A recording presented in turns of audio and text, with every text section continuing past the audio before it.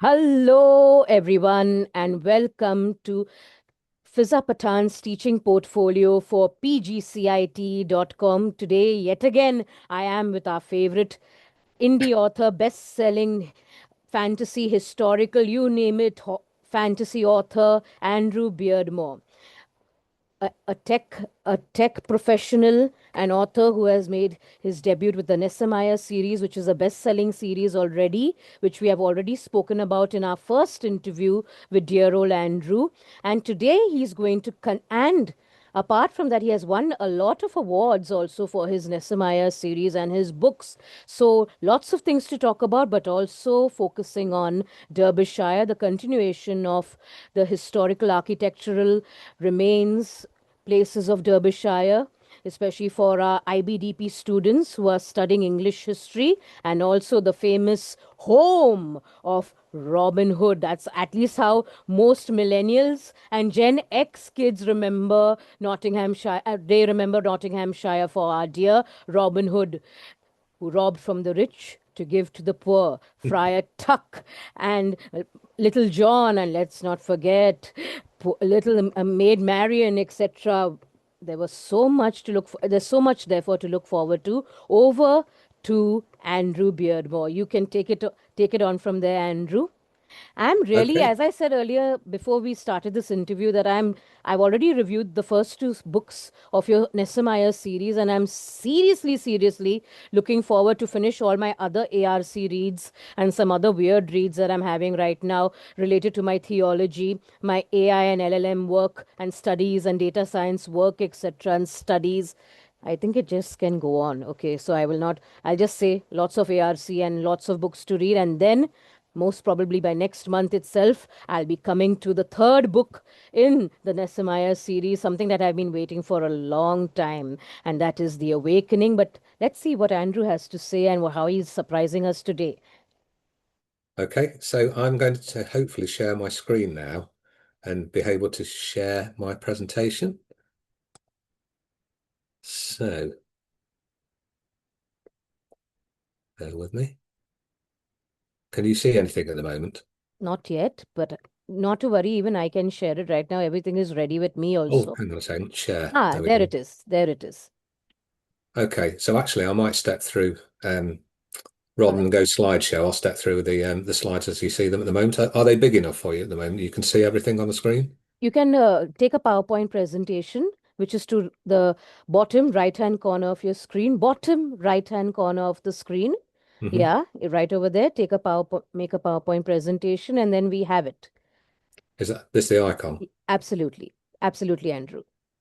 Correct. Press There it. we go. Okay, I should have added some speaker notes. I can see where they would have appeared now, but it's blank. But Okay. you can Ex see the whole slide now, I take it.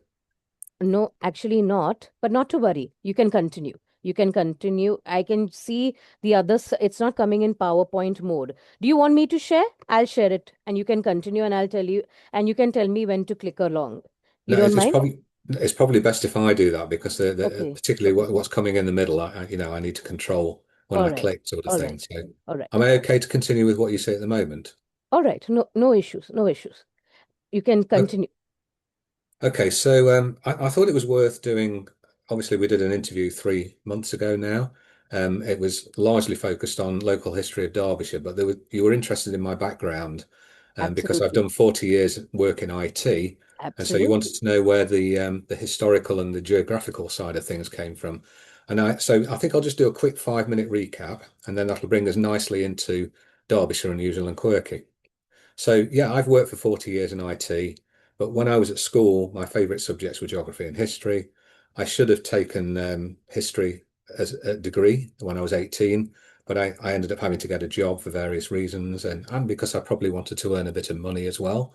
So, and then my first job was at the tax office. And whilst I was there, I studied computer studies at night class. That's how I became acquainted with computing.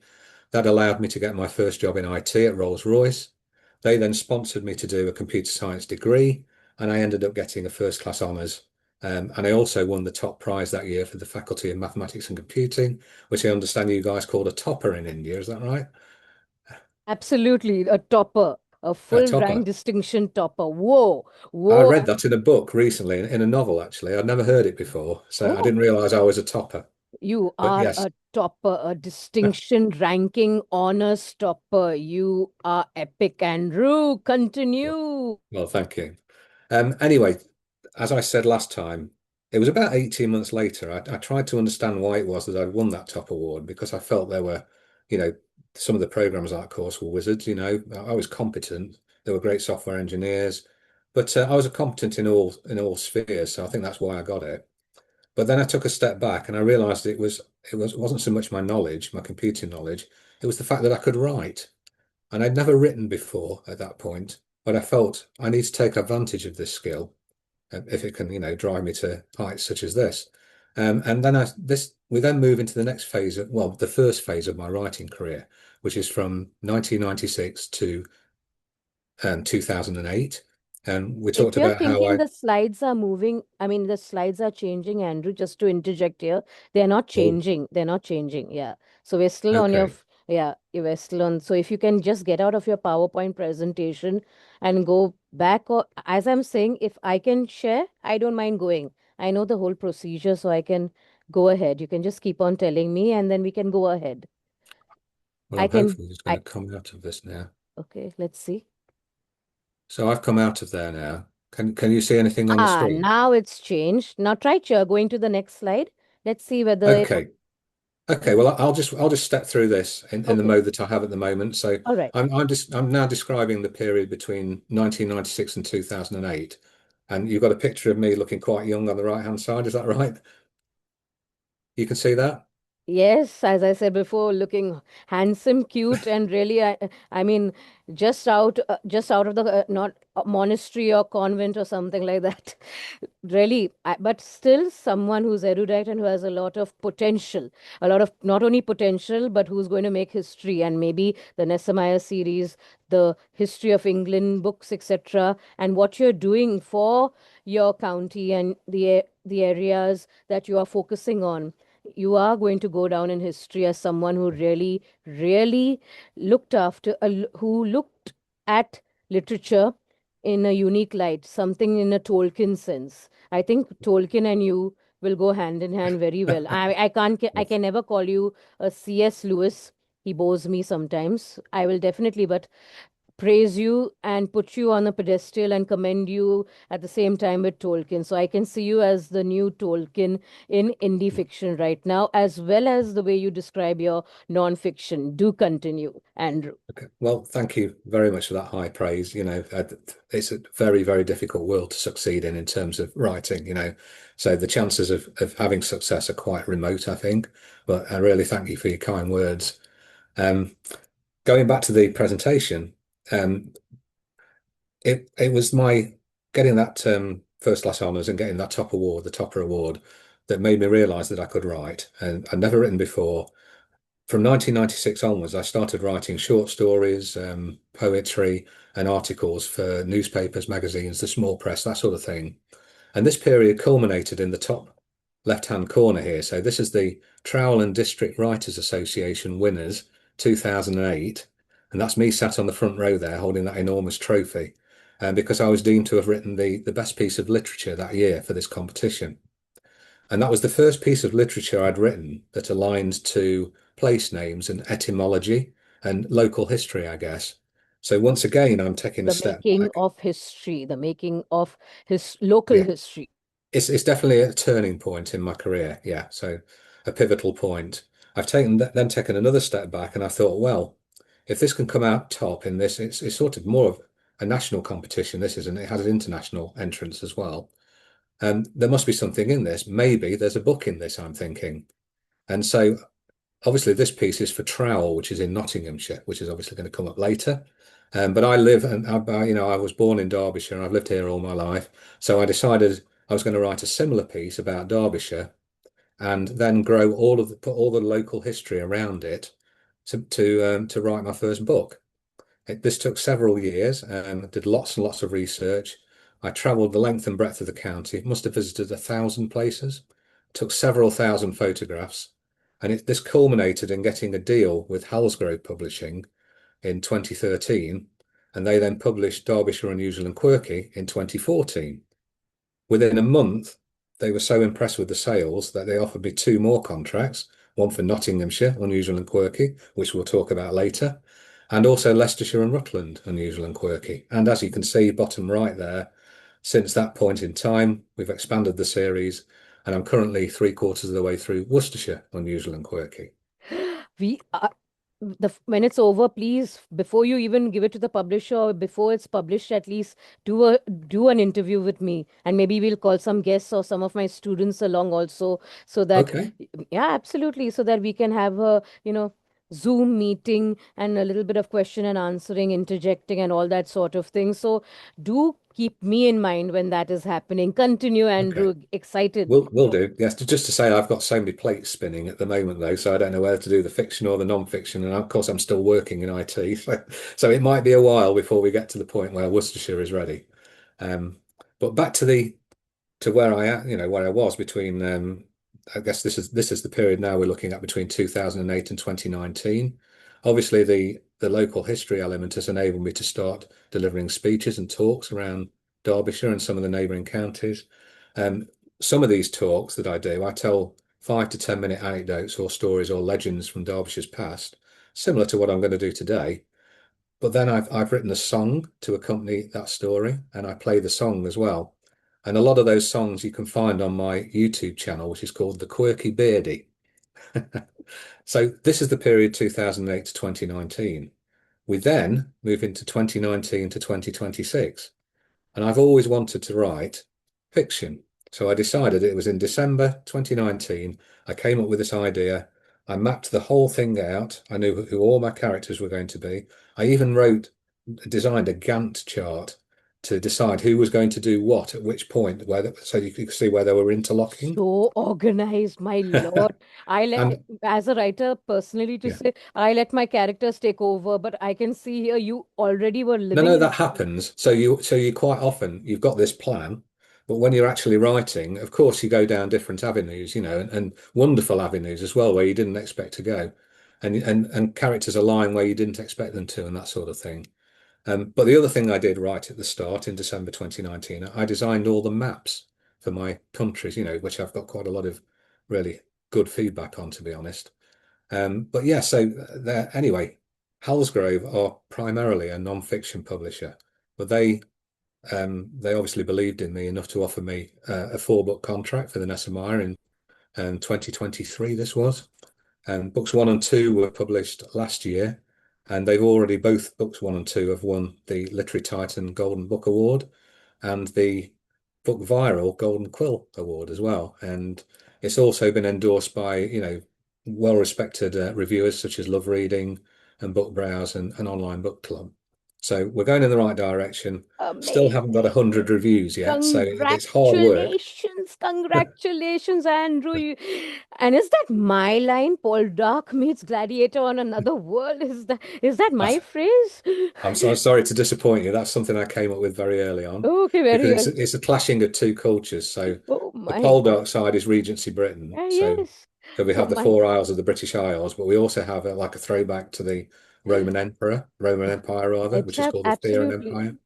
That So would yeah, that's the strapline the publisher is using, that is. amazing, amazing. Congratulations. And please, Thank you. everyone, I'm definitely waiting for The Awakening, and I am getting The Awakening, and then I'm going to go to The Kiss of the Nessemi.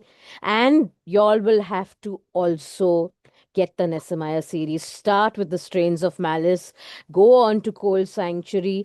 Please check out my reviews of the same. Five whopping solid star reviews for both The Strains of Malice and Cold Sanctuary. And I think the same is going to happen with The Awakening. I love drowning myself in this series. I love drowning myself in Andrew's literature. And I hope y'all do so also, especially after seeing the second interview that we're having today with Andrew. Continue.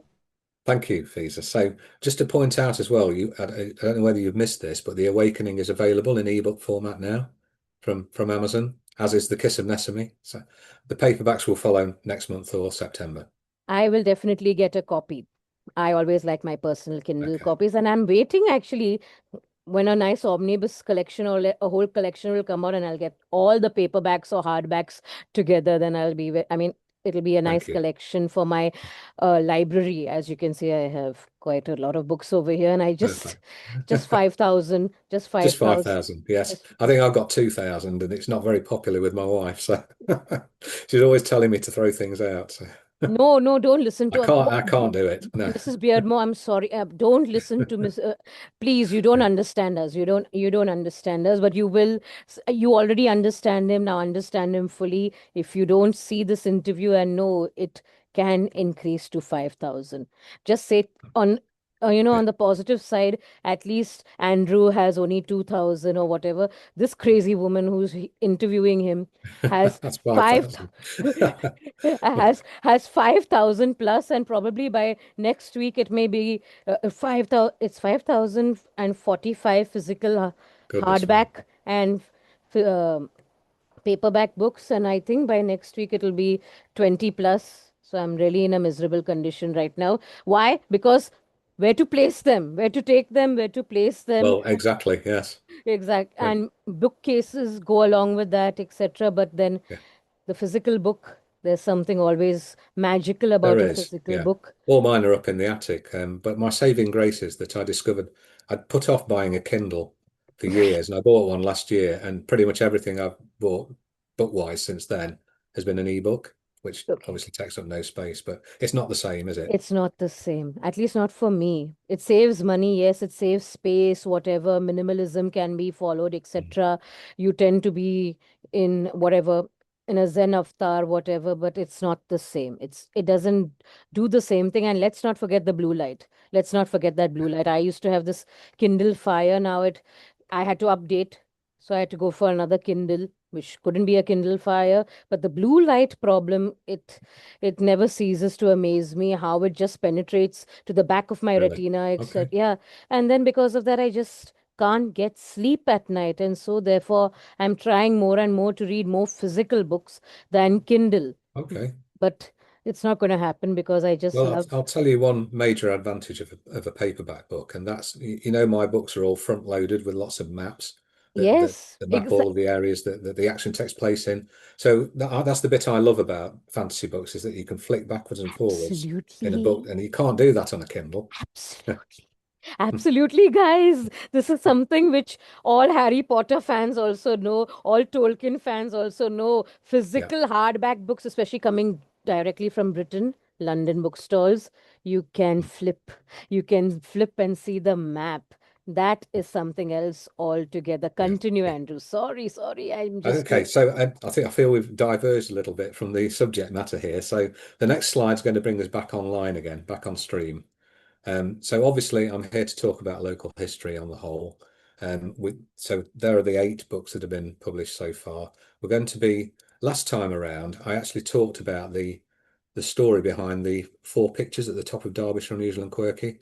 Um, I'm just going to do a very quick recap on those and retell the story of the Hermit's Cave because I've got some more photographs for that one. Oh, We'll okay. then finish the rest of the front page, and then I said I'd like to have some fun at that point. So there's a poem I'd like to tell then, which I'm sure you will enjoy. With Definitely. lots of that's why I needed control, by the way, of the slides. And then we'll move on to Nottinghamshire, Unusual and Quirky, and we will cover every photograph on this front page as well. So we're going to move. Oops, I was meant to show you the front covers of both Derbyshire and Nottinghamshire. That's where we're going shortly. We now return to the top tier of the photographs in Derbyshire, Unusual and Quirky.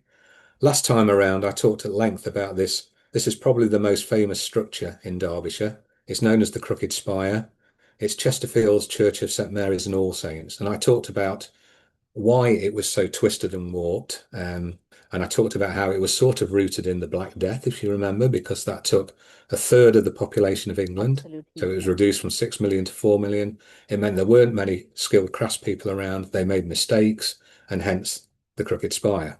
And I also talked about legends as well. So if you want to know more about those, then the first interview that Fiza and I did. Absolutely. Yes, we had a first interview already where all this was spoken about, and so especially most of the things on Derbyshire. So please, please check out my first interview with Andrew Beardmore. You will really, really enjoy it. I can already see many eyeballs falling on that interview over there. It's just picked up on every page whatsoever. So Excellent. please, please do look at that first interview. Okay, so I'm continuing. So we discussed mining, coal mining in Derbyshire last time around. We've also got a big coal mining story in Nottinghamshire coming along And later, that's so why I a won't lot of recap on mining, that one. and pardon, that's why a lot of mining, and that's what Yeah, attracted me to the Nessemiah series, the first book, The Strains yes, of Malice. Continue. thank you. I obviously also talked about this. This is an East Chancel, it's a chancel arch or surviving chancel arch from a 13th century Premonstratensian abbey that was built at a place in Derby called Dale Abbey. Um, and I also pointed out that across the back here, there's a lovely valley. It's in southeast Derbyshire. And in this valley, so at the top of the book, there's this structure here, which is known as the Hermit's Cave. I And was very fascinated. I'm going to retell this story because I've got some more photographs that can sort of bear out the story that I told last time.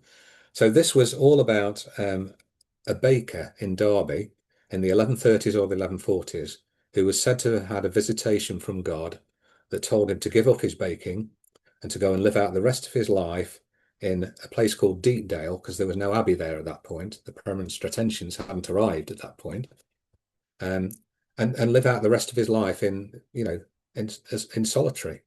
And this he did. And he hewed this cave out of the sandstone rock there, above the village of Deepdale. And it's only 6 yards by 3 yards, this cave. He had two compartments. One was an oratory, and the other was his living quarters. And I went on to explain that the story has a happy ending because he gets discovered by the local Norman landlord whilst he's hunting, and he takes pity on the hermit, and he grants him the land on which the cave stands, and he also grants him a tithe from one of his mills. And the legend goes that with this windfall, this financial windfall, the hermit goes on to go down the valley into Deepdale itself and build himself a more ostentatious oratory and a more ostentatious living quarters.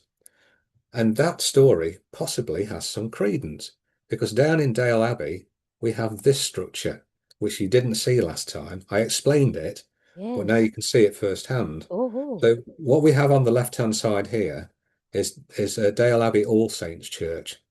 It's the Okay. only church in the UK that shares a roof with another structure. So, Yes. so you can see there's his oratory What? and there's his living quarters. And Uh-huh. this the stones to this church date from the 12th century, so it's thought, Yes. it could genuinely be feasible. It may be more than a legend. Absolutely. Yes, I can So see it. I can see now it. on the right-hand side, I mentioned that this had been a farmhouse at one particular time. It was also an infirmary for the abbey. And I also mentioned how it was once a pub as well, the Bluebell Inn. Yes. Yes. Is that the And I middle? explained how the clergy used to change in the bar Yes. into their Yeah. clerical vestments. That They went middle. through an internal door into the church, and there was a strong rumor that the minister was largely Yeah. merry before he got anywhere near the communion wine. What a So great unusual, services. what an unusual oratory come house come. My Lord. Yes, My, yes. this is the So height. I This thought is it was the, worth resharing that story simply because you really needed to see this building I to hope see that there everyone's may looking well at be this. some credence in the story. This is I'm definitely looking at this, especially the oratory and the stones, even from the distance over here, definitely much, much older than what is on the other side, at least my Yeah. right. To my right, what is over there, too Yes, young, too recent. That is l- ancient. that's It's old. and Yes, that's old. That's just ancient. That's old. That is, my Lord. Thank God you showed us this, Andrew. This yeah, is really edifying and amazing to see. This is taking the New England, or just England, adding of rooms to every space yes. on a whole new level. It works, yeah, but I this is think at you're a right. I think this bit over here looks like it might be sort of Tudor, yeah, 15th, 16th century. exactly. That's what Um, we were talking about. that Yeah, that was probably the structure that the hermit built. the original. Yeah. So it's Amazing. also, by the way, at 25 feet by 26 feet. That's the Again, size of the nave of All Saints Church. It's the smallest one in yes. England that's still delivering active services. Yes, you did say it's delivering Yes, I active. did. Yeah. What, Okay. amazing. So But anyway, so that's a bit of a recap on what we talked about last time with a bit more information. We're now going to move down a row and we come to this sculpture here. So I can tell you that is actually a sculpture. It's been sculpted out of the rock ah, there. okay. It's actually meant to be a hand, like so, and it's Oh, one of three, okay, okay. and it can be located in a place called Rotor Rocks, Okay. okay, which is high above the Druids Inn in Birchover, okay. Now Okay. I talked about Birchover last time, and in particular the Nine Ladies Stone Circle, if you Yes. remember. Now, Yes. now since we last spoke, I talked about how atmospheric the place is, and you've got these bells and ribbons tied to the trees, and the circle is encircled by trees, and it's just a wonderful, therapeutic place to be. There's been a terrible occurrence since then, since we spoke on the 30th of March or whenever it was.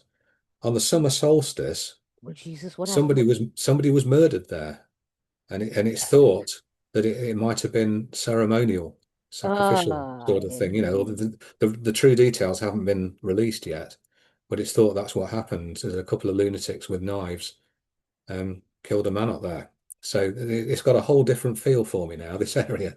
But it is, it's heavy with ancientism, with it's got this druidic sort happening of a lot here influence. also. It's happening a lot here in India. Remember my short story Until Death Do Us Unite? I don't think you've read that one, but you've read My Sweet Lord and you've read I did. Class Metal. So such Yes. things are happening again even here. Whatever happened to Kachar over there, it's happening again over here in Okay. India. It's so ever since I've spoken to you. So maybe that's why also whatever's happening with our students, etc. As I spoke to Okay. you about when in the beginning, so I don't know. Suddenly, again, this idea of a cabal and the idea of it's we're like going back to the darkest part of the Middle Ages Well, again. in all And my lifetime, there's never been an occurrence like this in Derbyshire, so this is really quite shocking. But yes. Anyway, I better get back to the back to the carvings. Okay, so these are quite old. They were carved in the late 17th century by the Reverend Thomas Eyre, who was he was the minister at Birchover, I think it's St Michael and All Angels Church, and it was to commemorate the ascension to the throne of William and Mary in 1688. Dare I mention staunch Protestants, of course. I remember. That's why I put So, the hearts very staunch, but very historical and very rich in early Reformation English history. yes, yes. So 100 years or so after, yeah.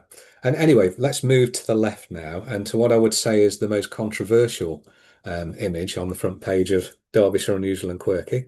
So this is a pub known as the Quiet Woman, and it's in a little village called Earl Sterndale, which is a few miles south of Buxton, and it's close to the Derbyshire border with Staffordshire to the west. Um, well, I say it's a pub called the Quiet Woman. I went back there to Earl Sterndale a couple of years ago, and this pub sadly is no more. It's a private home. And this is a growing trend in the UK and in England in particular that pubs are falling by the wayside. They can no longer make enough money to sustain themselves and they end up being sold to private buyers. And so the Quiet Woman is no more. It was actually, I think it was about 400 years old and it had always been a pub and it had always been called the Quiet Woman. Now, as you can see, the image is rather controversial. So it's said to depict a former landlady who was rather talkative, shall we say, and apparently the evil landlord um, decided on a rather interesting way to quieten her. You can see she's got no head. Oh, Soft God. words turneth away wrath, it says above it, above where the head should be. So My this dear. obviously in this day and age, this is a very controversial image. Absolutely. Yes, But misogynistic. But But the at the way I same reconcile with that is that I do tell this story as one of my talks that is aligned to a song. So I've written a song called The Quiet Woman, open brackets, Eva's Revenge, close brackets. And it's all about how poor Eva from beyond the grave exacts revenge on her evil husband. Ooh. Um, so yeah, so she wins in the end. Or can you read the lines of that song for us over here, that poem for us over here? Do you have it with you? Yeah, some of it's quite irreverent, actually. Oh, oh, How oh, she okay. gets her revenge on him. But yeah, I do have the words somewhere. Maybe next time. So, Next time, next time. No, no, but I definitely want to hear how she got her revenge. she gets her revenge, all right, from beyond the grave. Yeah. I love it when women, or at least people who identify as women, get their revenge. We, But so the chorus goes something like, "Now you may think that you're free of me, but trust me, revenge is nigh. For I will make all your fears come true. I'll haunt you till the day you die." And that comes in 5 or 6 times, but it's the verses in between that are somewhat controversial in how she gets her revenge because he ends up an absolute gibbering wreck in a lunatic asylum. something like it's sounding a lot like our dear M.R. James, a very sadistic and satirical take of what M.R. James would have done. Amazing, with a hint of the American Edgar Allan Poe. This is a very fascinating place. I'm so sorry it has, since we've spoken, gone away, and this is the problem now with all these old places, not only where you are, but even where I am. Many of our Yeah. places, our bakeries, etc., are just disappearing, and Well, as you mentioned the word misogyny, I suppose a lot of people won't be sorry to see the back of this of this particular inn. but I still would make the misogynistic statement here at this point that yes, women do tend to be very verbose compared to men. I still would like to mention that. I know it's misogynistic, and I can picture some people probably from my IBDP classes, especially IBDP at Podar, saying, "Miss, you're being misogynistic and you're a hardcore feminist. How can you do this to us? Take up for feminism here." But no, I have noticed in my life also that, especially nowadays, Gen Z, they can really talk very fast. At least you can see me because of my congenital disease, or maybe you just because we are good speakers and we're from the pre 2000s era. We take a while, we pause, we speak, we enunciate each word, but they so Yes, fast. So, and yes, the women not are, just in India. oh my gosh, Same here as well. So, yeah, everywhere, everywhere. okay, so shall we move on? We move left to a very unusual and quirky, I guess, looking church. Most English churches have a tower and a spire. This one has a dome and a cupola on top of that, which is Yes, extremely unusual. It's Vatican in or Turkish or something happening over here. it sort of looks that way, doesn't it? But anyway, it's in a place. I'm not too sure how you pronounce it because some occurrences have one P and others have two P's. It's either Mapleton or Mappleton. I think it's the latter. I think it's Mappleton. Mappleton, it's Mappleton. Definitely not Maple. Mappleton, yes. There are no So Maple. again, it's on the border with Staffordshire. It's just northwest of Ashbourne. Um, and That so should as you explain. That should explain, Ashburn. Continue. You tell it. You tell it. I will not spoil. you're on mute all of a No, you sudden. can. You explain it. I will not explain it. You should tell it to me. I'm just Okay, being. so I go for it. So, okay, this is, as you can tell, this is a beautiful day when this was taken. It was in the depths of the British summer. Um, Beautiful green and blues. So I want to imagine if you go and stood now by those two pillars that are in front of the front door there, and you turn yourself round so your back is to the church, and you're looking out on a beautiful village green, an English village green. There's a lovely pub called the Oak Over Arms to the left there, black and white. And the road runs alongside, in fact, sorry, right in front of you is the River Dove, weaving, slowly through the countryside from north to south. Okay. There's a road that comes up from south to north, and then directly opposite the church, it turns 90 degrees and goes over the River Dove on a steep-sided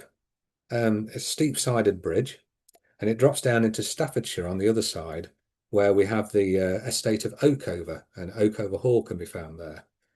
Now, the reason I'm telling you this is because that steep-sided bridge is the location of an annual tradition, an annual custom that goes back many years. And this Okay. is, bearing in mind, this is New Year's Day, so it's the complete opposite of what you're looking at now. It's Okay. cold and there are no leaves on the trees and what have you. And it's a traditional custom where people come from far and wide to stand on top of that bridge and jump into the freezing cold waters of the River Dove and then wade out of it, cross the village greens to the Oakover Arms, which ironically is in Mappleton actually, and they drink away all afternoon whilst they dry out. I remember this. Yes. So I'm a bit annoyed with myself. Every year I promise myself I'll go and take some photographs of this to demonstrate the truth of it. I haven't done it yet, so I must go this year. But just to show you that I'm not lying, and this actually happens every year, I've taken some photographs off the internet, okay, of people jumping in the freezing cold water from a very high bridge on the 1st of January, which over here Show, is very show, cold on the 1st of January. show us. So here we go. Here are some examples. So I'm not kidding when I say it's quite a high-sided bridge. That's a long way down. They're all fully clothed. And here's another one. I like this one because you actually can't see the water because the Oh people are blocking my. the water. So it looks Has like it's anyone gone in fully nude or fully naked by any chance? It happens here. No, not not at all. really. No, no, you get arrested here. So. Okay, okay, okay. Not My that I'm gosh. aware of, anyway. But it wouldn't surprise me. But I like that one because you can't see where he's going. It looks like he's dropping into the Absolutely. pits of hell or something. I'm going. Whether you like it or not, whether you like it or not, Inferno, here I come. Dante. Notice Notice how everybody's got thick puffer jackets on here and thick coats and hats, and that's Man, how cold it is. I hope you're not Um, planning, you're only planning on photographing, no, Absolutely, yes, not doing the from deed. from a safe distance. We, I've saved the best two photographs till last, though. So what we have here on the right-hand side, this guy, he's actually gone up before he's gone down. It's just like sheer wild abandon. this But is epic. This is it's not looking, it's not the weirdest photograph, though. This is the okay, weirdest one. okay, This guy is wearing a suit. Okay. I don't know if okay. you can see that. So what I've done is I've blown this picture up. The fact that he's wearing a suit isn't the weirdest thing about this photograph. What's in It's his what he's left? holding in his left hand. What is in his left So hand? that to me, I am certain, I don't know if you have these in India, but that's a doggy ball launcher. So No. it's a strip of plastic Okay, with a scoop at the end that okay. you put a tennis ball in, and then you Ah, launch oh, you launch the ball for the dog to go and fetch. Okay. yes. We are ordering it from abroad, so I guess now I know where it's coming from. But Okay, what's concerning about this photograph is I've homed in on that on the internet to okay. look at the scoop, and the scoop is empty. Uh, So the guy surely hasn't come here with his dog, uh-huh. and he's already launched the ball for the dog to dive into the What river. I mean, who knows? what is going on? A dead dog or some demon dog or what's happening over here? I But don't know. otherwise, why would you be carrying a doggy ball launcher and jumping into a freezing cold river This is in a so three-piece suit? So, spec and spec we English like to think we're a sensible, civilized race as well. But this tells you otherwise. This tells me, I mean, it just tells me that you're a very eccentric but very interesting at the same time. I thought that earlier picture was crazy, but this is like on another level altogether. I mean, this is creepy at the same time. It's laughable. I mean, it makes you laugh, but at the same time makes you puzzle and think, and could be very Absolutely. interesting for a TOK discussion at the IBDP level. A very good picture for a TOK discussion. What in the world was he trying to do? And after that murder which happened over there at that Yeah. Yeah. sculpture, you tend to wonder, what are these people doing? What are these people up Well, to? maybe you should have a hand count with your students to see how many think they would do this and how many wouldn't. All would do. All would do. I'm telling you, all would do it. All these, All. all would do. All, and especially all the boys. Even the girls are also quite daring. They won't tell me. But the boys would do it. And the ICSC people, especially my last year's batch, first, before the IBDP, before ASA, everyone, the first will be all the ICSC people. We will jump. We will just, and they will take off everything. They'll just put their, maybe they'll just put their shorts, their boxers, and there we go. And they'll, Wow. and they'll So even they might have second thoughts when they're stood on the edge of that. That is quite high. I think that's about 30 or 40 foot up. I don't think so. I think we are quite, my children, my boys especially, are quite daring. Yeah, but I would not even venture out on New Year's Day on such a cold day, apart from going to church and that though bundled up totally and then coming back. That's it. That's all I would have done. This is on another level altogether. This is amazing, Andrew. Good. Continue. I hope you like it. So, yes, we do have a very unusual and quirky country over here with lots of history, obviously. So, we're moving down to the bottom level now. So, this is the Church of Bradley All Saints, which is just south of Ashbourne, actually. I'm not entirely sure why Halsgrove Publishing put this on the front page. It might have been because it was the only one that had snow lying around it. It does look a lovely contrast, you know. I think it might be because it's described as a squat church because it doesn't have a tower or a spire. And I've this one heard actually did everybody have say that. this It did this have the spire was hit by lightning in the 18th century, and there. they never replaced it. Ah, there I If you can. recall, one of the legends of the Crooked Spire was that it was struck by lightning, which is obviously Yes. rubbish, you know. But this one was struck by lightning and was never replaced. But what I've done next is I've flipped the church round so you can see it from the other angle. And there is a bell here that's under a cowl that's linked by an iron cable that goes in through the window, and obviously they pull that to ring the bell to call people to worship. Whoa. So it does still have a bell of sorts. Oh my God. This is a very, I've never seen something like this in India. This is something, a bell Okay. outside. Oh my gosh. And In, people in, still, in, and people still ring that bell and call people to yeah, worship every Sunday, yes. every Sunday. Amazing. And that bell is still functional. Ours would go off in India, I'm sorry to say, in 1 year only it would go off if it was out there like that. And in the winter, in the snow, it's functional. I Yeah. mean, I have nothing to say. I just have to applaud. I just have to applaud the ancients at this point of time. And why no roof, as it were, no dome or no, why no roof, as it were? Why squat? Why totally flat? Any reason for that, Andrew? Well, yes. So here it used to have a spire, but it got struck by lightning, and they've just never replaced it. What about the So roof? Like an elongated roof, either it like is a, it's slightly pitched, okay, it's like, slightly pitched. it's So very it's almost unusual. flat. It's almost You flat. can see from here, can't you, Yes, that that I it's can see. slightly pitched. But So yeah, I've just noticed something that I wasn't planning to talk about, but that bench there, it, aha. it's about 6 or 7 miles from where I live. This place is maybe more, Okay. might be Okay. 8 to 10. Every spring I cycle out there and I sit on that bench for about an hour with the daffodils all around, and the cows in the field and the sheep and whatever, and the birds singing. It's just very serene. I'm feeling like living there. What are you doing to me, Andrew? Andrew, what is happening? What are you doing to me? And I was only thinking of Nottinghamshire. Now I'm thinking of holding up with you over here in this beautiful, beautiful Derbyshire. Not Plenty more only, to come. please, please continue. Okay, so we move on. So this is what is known in Derbyshire as a crinkle crankle wall. Okay. So it was a technique in the 18th century to build walls in like this ribbon-like structure because it was deemed to add more strength to the structure. And also from an economic perspective, don't think that you needed to build them as deeply. So you use less bricks. But what it also does, so this is the north wall of Hopton Hall in Derbyshire. As you can see, it's in shadow. It's also a photograph you can see was taken in summer.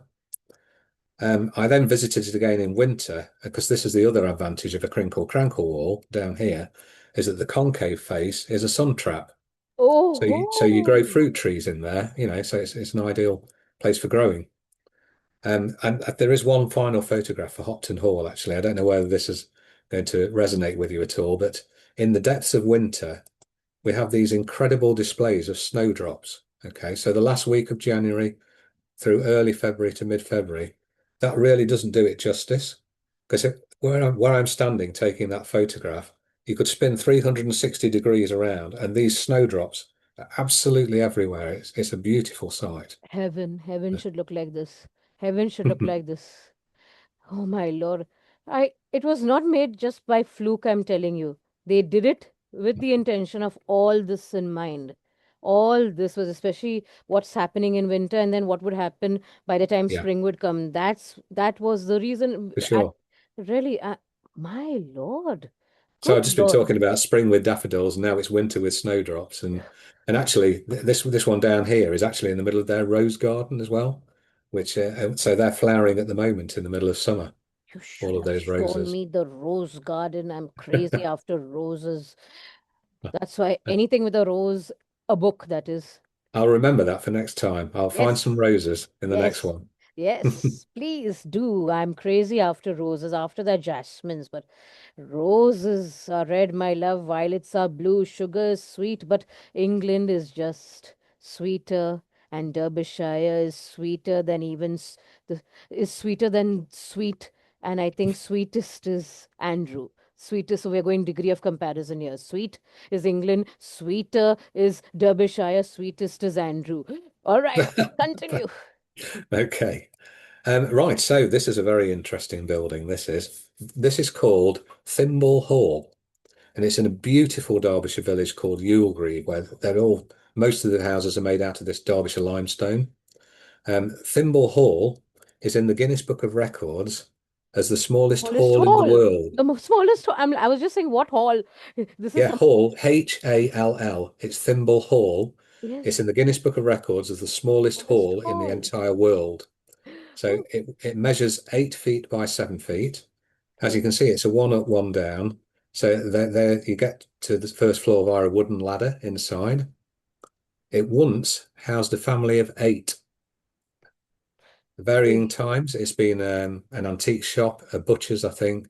It's obviously been a private home as well, Oh but it my. was last lived in the 1930s or 1940s, Okay, after during the which it war. was abandoned. Okay. It then fell into disrepair, and it Oh, was it was it was set to be demolished in the 1990s, but there was a local outcry. So, there's obviously of historical importance. definitely. And in 1999, it went up for auction with a guide price of 10 to 15,000 pounds. Okay. Now, Wow. it's so quirky that it drew bids from all across the world, including New York and Athens and And even Tokyo. this is One of the epic. bidders, I bet you don't know who Yuri Geller is, do you? Pardon? Pardon? You ever heard of a chap called Yuri Geller?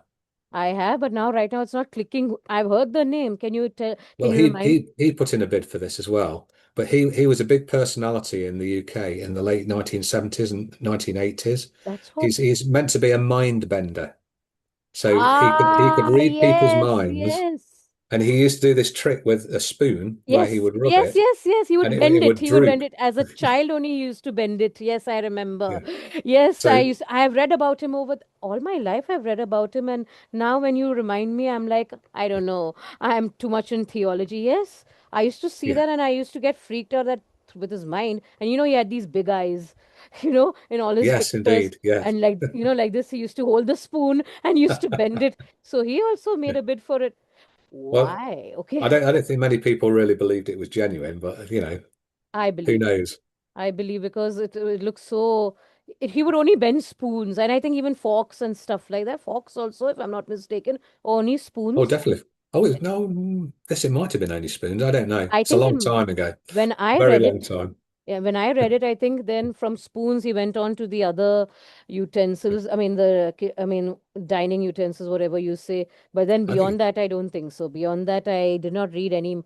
But I remember him, and I remember his face, and like, I'm yeah. so, I'm so happy I've done this. Yeah.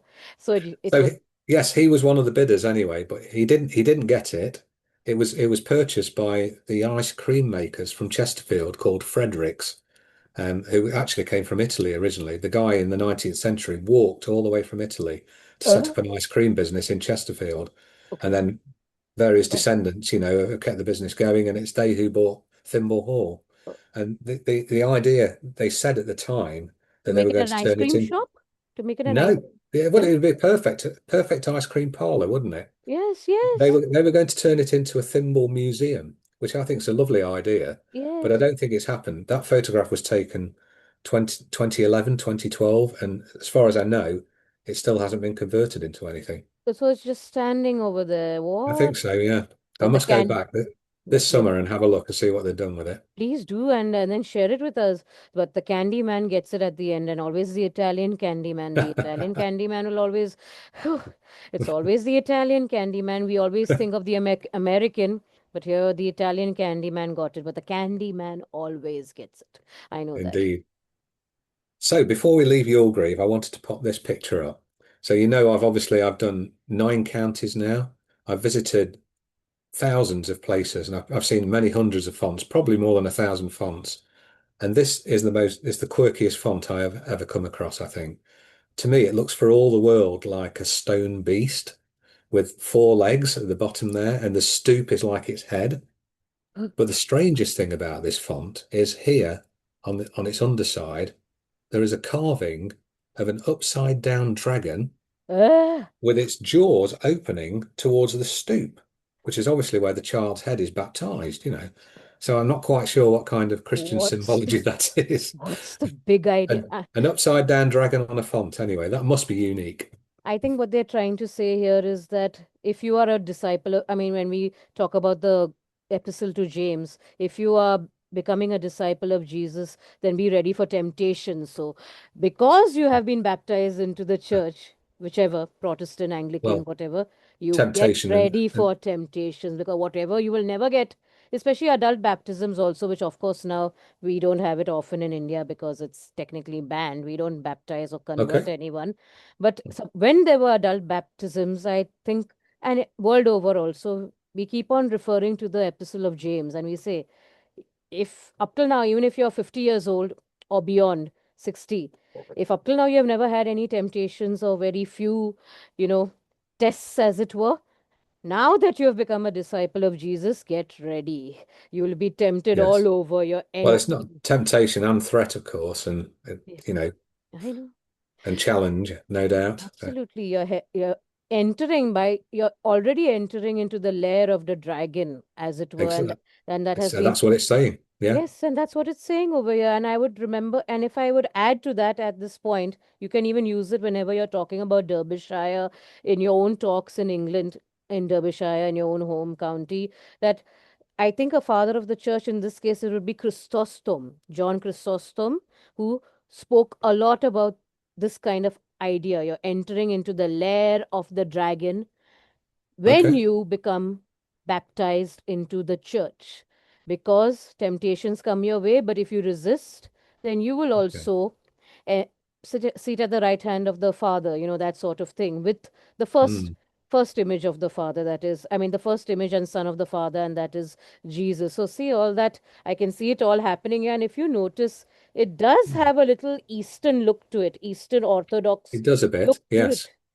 Lots of Yes. dragons always happening around over there. So you do I don't know continue. how old this font is. It suddenly occurred to me that if it was at the time of the Reformation and that this was a Catholic church, then again, that's another There, reason why you would be entering into the lair of the dragon, isn't it? By being baptized in there the we go. But then why Eastern? And that is spooky. Why Yes, yeah, Eastern? you're right. It does have an Eastern look to it. That's why I picked it out as the quirkiest font I've seen in England. We have dragons in England. I mean, you all have dragons in England, and knights slaying them and all. But this St. is a George and to the Dragon, of course. It's our absolutely, patron saint. absolutely. But this is totally Eastern, totally It, Eastern, yeah. and Catholic. So I'm glad I showed it to you then because it was just like an afterthought, but I thought, yes, I must do that because it's so unusual. thank you. This is amazing, and you can use that information. Brilliant. Chrysostom, amazing. Will do. Continue. Okay, so finally for Derbyshire, and I think you'll like this tale. So I this, agree. I agree. You are not only the good Samaritan, you are you are Veronica, you're everything. You are the epitome of the good Samaritan. I agree. I mean I sorry, continue. Luke, let's go so this on is with the Gospel of Luke. well, this is a historical tale about Derbyshire, really. So these are called well dressings, okay? And this is the beautiful estate village of Tissington in Derbyshire. It always has the year that they're created. So you can see that's 2013 there, the Good Samaritan. And there are 6 wells in Tissington, and they are dressed, um, after Easter on Ascension Day. It takes 3 days to create these, by the way. So there's a cardboard that's soaked in the local mill pond, to give it the right consistency. They then create clay by treading it so it's the right consistency. That's pressed into the board. They then use I can't remember, so they certainly use coffee beans to outline the picture, They and then will they use use coffee petals. beans, yes. They use Yes. petals to pressed in petals to design these images, to create these images. It takes about 3 days to do. And there are six of these wells in Tissington, and they all depict scenes from the Bible. However, the custom of well dressings, it's sort of unique to Derbyshire. I think there are some other counties that do it, but it's primarily Derbyshire, and it's Derbyshire where it originated from. But it actually goes back beyond Christian times into pagan times. So the Anglo-Saxons first created these Yes. well dressings to give thanks for the wells and the springs and the water, the life-giving water. The pagan gods. And then Yes. obviously when Absolutely. Christianity arrived in, in, They in adopted England, it. they adopted it, and obviously it then came to depict scenes from the Bible. We then returned to the Reformation again, and obviously anything that was associated with Rome before that point, which included these, was obviously frowned on, and so you were risking your life by doing them. And so the custom fell out of favour for 200 years. It was then refounded in the 18th century by the Fitzherbert family in Tissington, who I'm pretty sure are an old Catholic family. And then it gradually spread from Tissington to lots of other towns and villages in Derbyshire. And when I did my research for this, which was probably about 15 years ago now, certainly 12 or 13 years ago, I found a website called derbyshirewelldressings.co.uk, and it lists all the sites where well dresses are created, and there are over 100. So, 100? and I've got some to show you as well. Please, So, please first of show. all, more from Tissington. So, Tissington always sticks to the scenes from the Bible. So, we've got the scene of the crucifixion there. We've got a scene of the dove returning at eventide with the olive twig in her beak, and Wow. various others. And these change every year, but they're always scenes from the Bible. The Noah Okay. one is beautiful. However, everywhere else does Okay. their own thing. Okay. Okay. So, I've got a montage here from 2012 now, so the year That. before. Okay. Now, 2012 is a big year in UK history because that's when we had the London Olympics. Yes, It was also yes. the Diamond Jubilee of the Queen Queen. Elizabeth. Yes, yes. So this is an interesting one to show you. It's not particularly pretty, but it's divided into four quarters, and each of those quarters has a number in it. So you can see top right, it's got 100 because it's Titanic. 100 years since the Titanic was Titanic sunk in sign. 1912. 64 represents Halley's its Comet. 64 years No, no, since no. London previously held Ah, the Olympics. the Olympics. Oh, yes. Okay. Sorry. 60 obviously is the Queen's Diamond Jubilee. Diamond Jubilee. Yes. And then here we've got 200 alongside Charles Dickens Dickens. because 1812 is the year when he was born. Chris. Ah, yes. And there's Wow. various other things on display here. One question for you though, Fiza. Are you aware of Doctor Who in India? Doctor Who. The BBC television series We Doctor are Who. definitely, we all used to watch it. We all used to watch You're B. aware of it, are you? I have not watched it that much. My uncle was a diehard fan of it, but everyone else from the 70s, from the 80s, and then he used to telecast it again in the Okay. 90s. So they used to keep on showing it, and everyone used And to it's still watch it. going now as well, so it's been modernized. Exactly, exactly. So what do you have to tell me about it? Yes. Because we're now moving to Ashford in the Water in 2013, and Okay. this is the well dressing that they did there. So they've got all of there might have been 11 or 12 doctors there My because unc, my it's the best, fifth. Sorry, go on. my best friend and my uncle would have gone crazy over this. Crazy over this. It was to celebrate 50 years of Doctor Who. So it's beyond 60 now. It's 63 years. Well deserved. So, but yeah, so we've got all of the doctors there in petals, in foliage, basically. A few Daleks down here and some of his enemies as well, So including beautifully K9, done. if that means anything to you. Yeah, that is all, but so beautifully done. It's amazing. And then I've Amazing. the final one I've done is the Major Oak because that's the probably Britain's most famous tree, and it's in Exactly. Sherwood Forest, and I'm going to talk about it shortly Aha! Here we when we discuss go. Robin Hood. So, Yeah, here we have come. The so major. that is everything in terms of Derbyshire, except you said I could have a bit of fun, didn't you? Of course. And I could tell you a poem. Yes. So all of the books in the Unusual and Quirky series are structured the same way. So Derbyshire has the first half is conventional Derbyshire, where we discuss the history of the county's territories back in prehistoric times, all the way through to the 21st century. The second half, Quirky Derbyshire, appears to be a random almanac of 77 places, from number 1 Ashover to number 77 Yorgreave. Okay, so hold on to that thought for a minute. In the middle of these two is always what I call a Shire Ode. Okay, and the Shire Ode is that piece of work that I did for the Trow and District Writers back in 2008. And a Shire Ode is a poem told in rhyming verse about imaginary inhabitants of the county in question.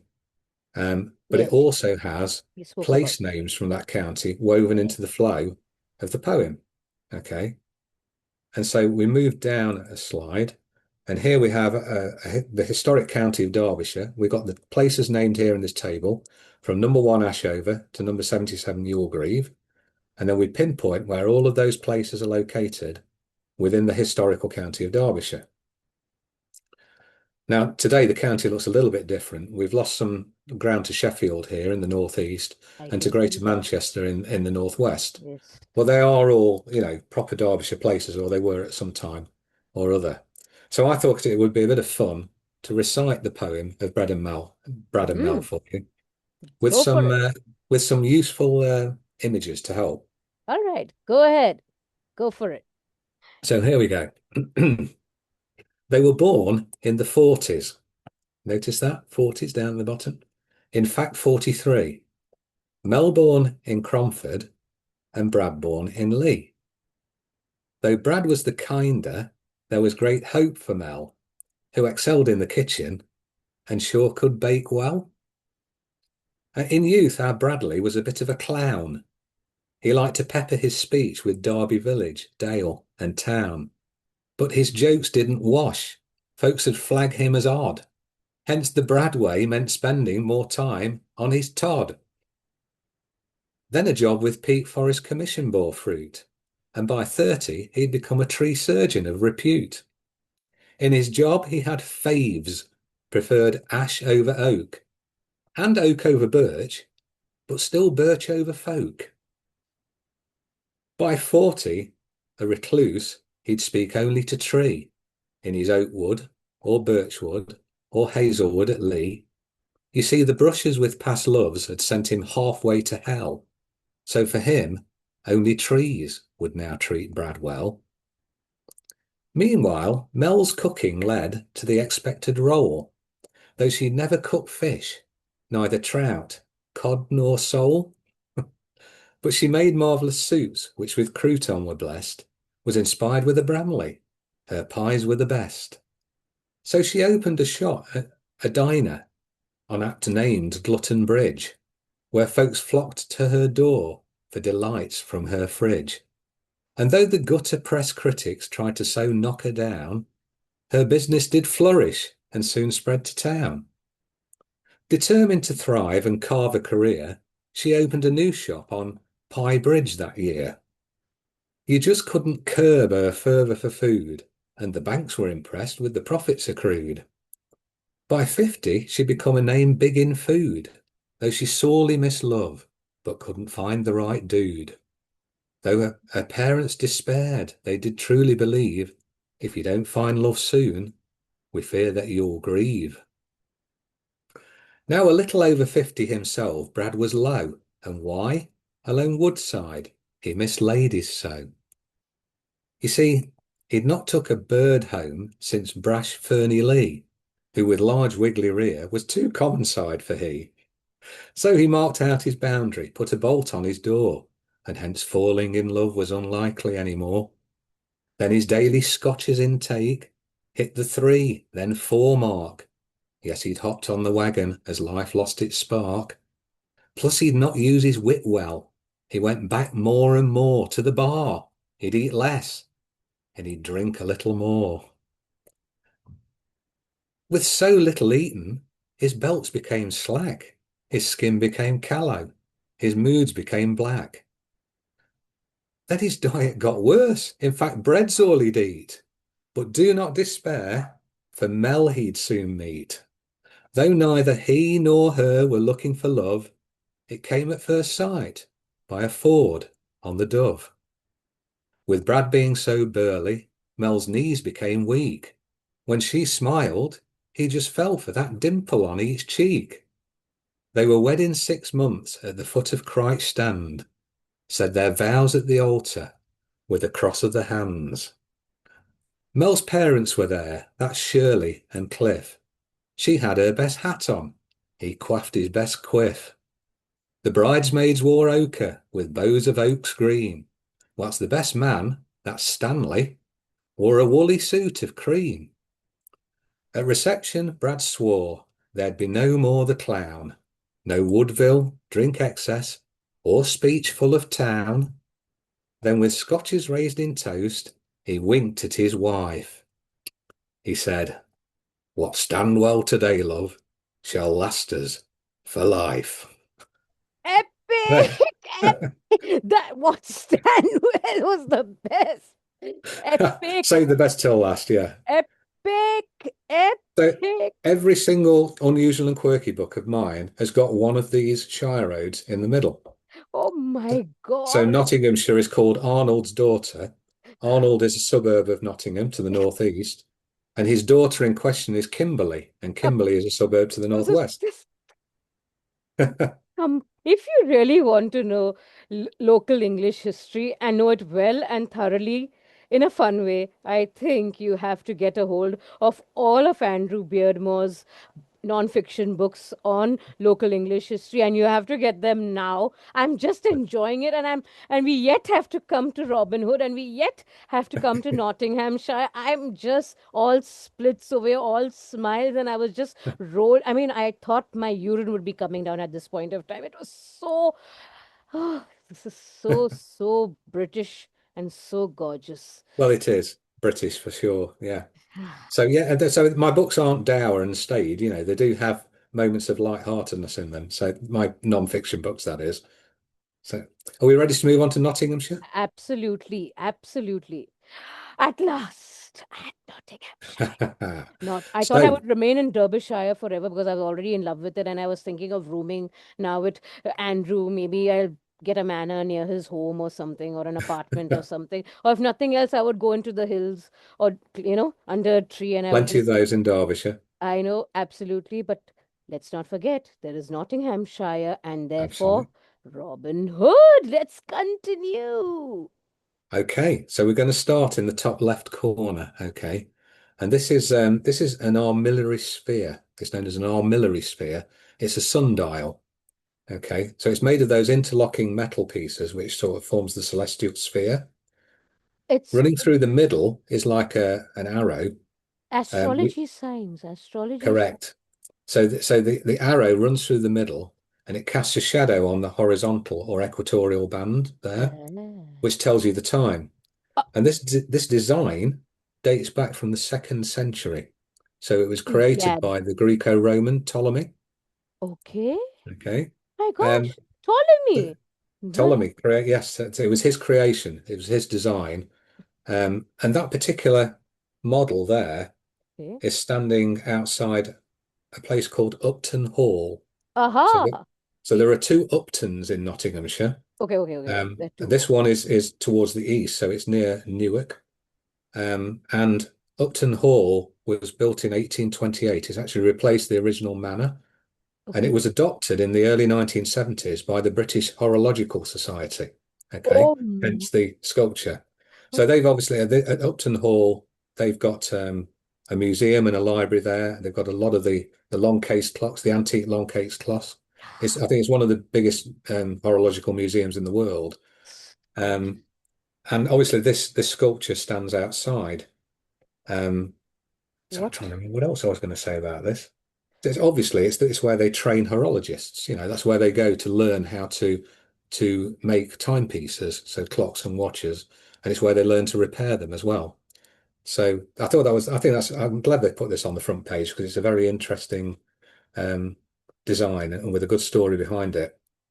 There are actually two Uptons in Nottinghamshire. I don't know why Halsgrove put this on the front page, but it's actually played to my advantage here because you'll notice that it's actually in a parish called Hedden. I checked this pronunciation earlier. It's not Hedon, it's Hedden cum Upton. And this is a parish actually on the same longitude as the other Upton. So the two Uptons are sort of on a north-south line. And it's a parish that contains two villages, one called Heddon and one called Upton.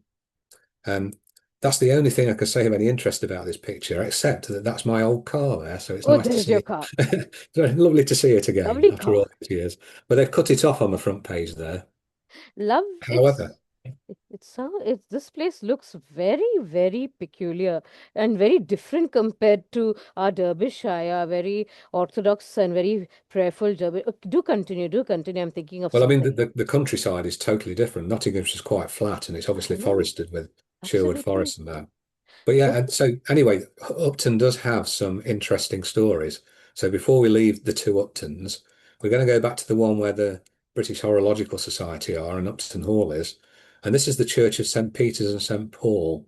It's got a very fine 15th century perpendicular tower there, as you can see. beautiful. It's got eight stunning pinnacles around here, but it's also got a large ninth pinnacle in the Yeah. middle there. And Oh, it's actually known locally as the Nine Disciples. there we And are. as I say, Upton and Nottinghamshire is largely flat. So, and it is around the Upton area. You can see that church for miles around, 360 degrees. Um, but it's also got a very interesting feature in it. About 30 feet up, there is what's called a priest's room. So it's highly unusual. Usually you just have spiral stairs that go to the bell tower where they pull the Bell bells. tower, exactly. Why is he up there? Why? So I don't. So I think it was for visiting priests. It's where they could stay. It was their quarters, sort of Okay. thing. I did wonder for a while if it was similar to like the priest holes that they built into the old manor houses, where Catholic priests had to hide when they were being hunted. Ah, You know, yes, but yes, I don't yes. think it is. I think it was purely like a quarters Uh, where they quartered. You because know, even when if they they were were traveling hiding, around. because even if they were hiding, they wouldn't make it so obvious by having It's such a too big, obvious. Yeah, yeah, it's so too obvious that obvious. somebody's over there. So I think it's what a strange thing, and especially here in India, It's rare. everyone, yeah, it's rare. It's very rare to have a room in a tower, and it's actually got a fireplace in there as well. But what's really odd is that in the 17th century, it was converted from a priest's room into a dovecote, What is and that? there were eight with 86 nesting doves Oh, for doves. doves, doves. Yeah, yeah. There's like Okay, okay. 86 nesting, and it's still that today. It's still a dovecote today with 86 nesting boxes. So you quite often see doves flying around there. We then go to this Upton again in parish of Heddon Upton, and this is the church of St. Peter's. Ah, there we And go. it's the only one I think it's the only one in the UK. I wouldn't imagine it's the only one in the world, but it's the only one that has a crown of thorns where the thorns have all been taken from the location of the trial of Jesus with Pilate. So Ah, somebody's actually gone over there and collected the thorns, was it? created a crown, and that's one of its prized possessions. Who was that? Queen Helen or somebody like that? Oh my gosh.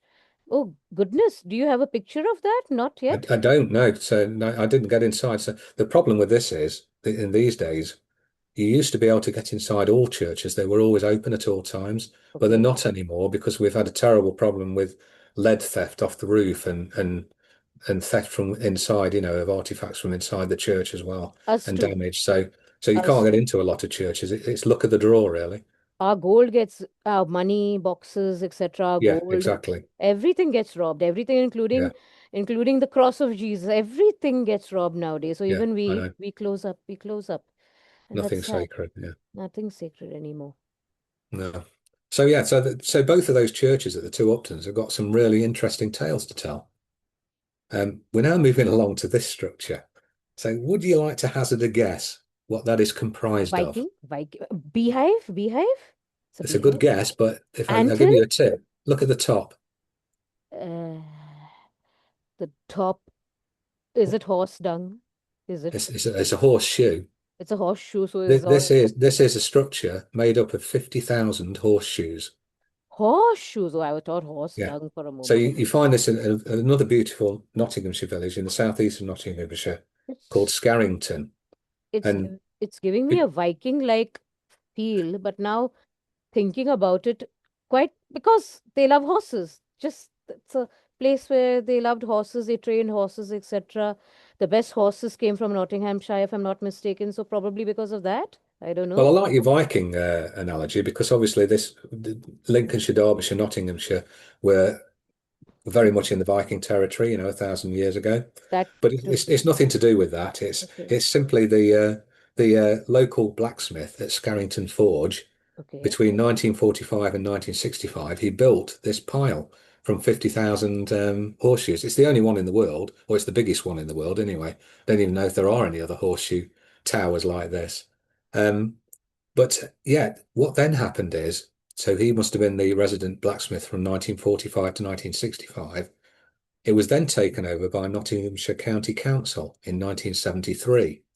And the reason they did that was because an American visitor was very interested in taking it lock, stock, and barrel over to Ah, the USA. so So they obviously came in and took ownership of it. So they blocked him doing that. very famous, especially after the war, all the Americans coming all over, including to India, to take London anything. Bridge, of course. Yes, yes, London Bridge, let's not forget that.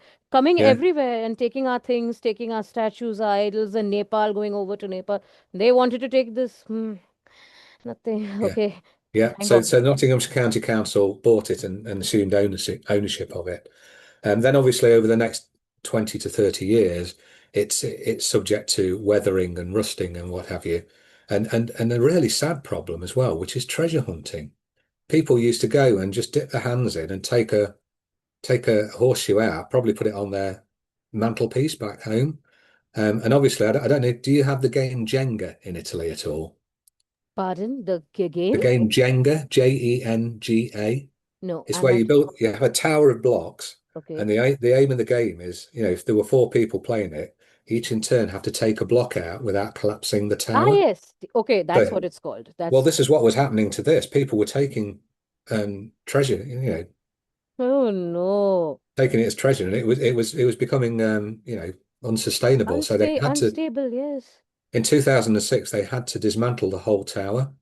And they reconstructed it again with another 50,000 new horseshoes, and then they put that steel pole right through the middle, to give it more strength. Stability, And yes. that's where we are today, and it's still there today. Although that photograph would have been about 2014 when I took that. Oh my Lord. So, but Some but yeah, definitely interesting. same similar things happen to our like our Saint Francis Xavier and other saints whose bodies are preserved here in India. People Okay, come, relics. Yeah, devotees come, but yeah. especially where Saint Francis Xavier is concerned in Goa, and they with their mouth, you're bending down to, you know, Okay, yeah. and they used to bite pieces of his flesh, you know, or pick it with their fingers, and put it in, Wow, keep them in the mouth, and then take it out for, miraculous purposes or whatever, whatever. So now they've sealed him up. They've sealed him up so that nobody can go down and, take pieces of his body out. wow. Yeah, otherwise he was fully quite fine. Now he's quite eaten up, and it's not just him. Every Lit single saint who, Literally eaten up. yeah, eaten up, exactly. I Wow. mean, to preserve as saintly artifacts, etc. So this is nothing. At least these were horseshoes. In that case, they are actually taking the Yeah, pieces of the body. Yes, let's continue. yeah. Okay, so well, this is what you've been waiting for. So we're moving on to Sherwood Forest and Robin Hood. Um, I thought before I talk about Robin Hood and the legend and everything associated with it, I just wanted to talk a bit about the fact that when the Romans were here 2,000 years ago, pretty much all of Britain was forested. Um, and certainly when the Anglo-Saxons then came, they had to clear spaces before they built their towns and villages. And that's why a lot of places in the UK end in the three letters Ley. Lee, Leah, is the Anglo-Saxon word for a woodland clearing, so there are many places called that. Um, we then come to the Norman conquest, and obviously we have these huge forests, but what the Normans do is they convert large areas of forest land into what are called royal forests. Okay. And only royalty and the upper nobility are allowed to hunt in these forests. And if anybody else is caught doing it, the laws are really harsh. So certainly up to and including death, in fact. But certainly a common punishment for hunting or poaching, even in a royal forest, was to have your eyes put out. This would have solved the poaching problem. Well, it's yeah, yes. If it were at No more continue. hunting. Yeah. No more hunting, especially not in Bengal tigers would have been saved in India, the black rhinoceros, etc. Mm. Continue. These So, Normans, my gosh, they turned out to be worse than our so, thugs over here. All right, let's continue. so anyway, that all precursors Robin Hood. So what I'm going to do is, I don't know if you can see that. So this is my copy of Nottinghamshire Unusual and Quirky. I thought that there's so much information to impart about Robin Hood, and I did a lot of research on this because obviously it's almost certainly a legend. There may be a tiny hint of truth in there somewhere. So what I thought I'd do It is I thought I'd has it has to be truth. At least Indians and all well, Gen X and millennials want it to be truth. I Even if hope I'm not going to upset you now then. So oh no, no. let me Okay. read out to you All right. Let's see. Let's my see. research and what eventually was published in Nottinghamshire Unusual and Quirky. So I start off by saying, of course, it would be impossible to complete a review of Sherwood Forest without considering the legend of Robin Hood, and which is usually dated at around the late 12th century, during the reign of Richard I. So that's 1189 to 1199. Alas, there are certain anachronistic flaws in that theory, one being that his band of merry men included Friar Tuck. Okay, because friars weren't They were they, they, not they, there. they no, they didn't appear in England until the 13th century. Okay, Yeah. so So no, that's not an okay. anachronism for Okay. starters. Also, it appears as though Robin Hood was not actually associated with Richard I in legend until the 16th century. Okay, Whoa. Okay. early ballads, such as A Guest of Robin Hood, name Edward as his king. Now, the first King Edward was, I think it's 1372 Yeah. to 1407. So that's much later. Sorry, it's Much later. 1272 to 1307. No, no, no. um, yeah, so even if it was him, it's a long time after It's Richard much I. after Richard. But even if you choose, yeah, okay, that's it. That said, there are records of a certain Robin Hood in the pipe rolls of 1225, 1226, 1228, 1230, and 1231. So you'll like this bit. The pipe rolls are annual records of financial owings to the crown. And in fact, they ran from about the 1150s all the way up to 1832. So it's a good source of history and trying to discover whether somebody was real or not. A lovely primary source, an amazing primary source for So, history. Yeah. but those five references in the pipe rolls, he's actually called Robert Hod, Hod. Okay, well, it's close. It's close. Close, absolutely. Not And bad. but you'll like this. And he appears to be a fugitive from the justice administered by the Sheriff of Nottingham. Yorkshire. Oh, Yorkshire. There we go. We got caught. Yes. Got So caught. Robert Hod was a fugitive from the Sheriff of Yorkshire. So, Okay. but again, there might be some, element of truth in here that's you know, I given know birth that's to the one legend, thing. That is one thing which never used to happen in India, and that's what the British who were in India in the East Indian Company used to say. We have more legends in England in our counties than you all have here. Even though you all have legends and stuff, you all consider them to be truth, and there is that sort of thing. But our legends are epic, and then we used to come and we used to read in those days about Robin Hood and stuff like that. But my gosh, they were actually speaking about something which was so extraordinarily, Well, covering so many centuries. there are snippets of truth here, aren't there? There's a man called Robert Hod. He was on the run from a sheriff of the neighbouring county of Yorkshire.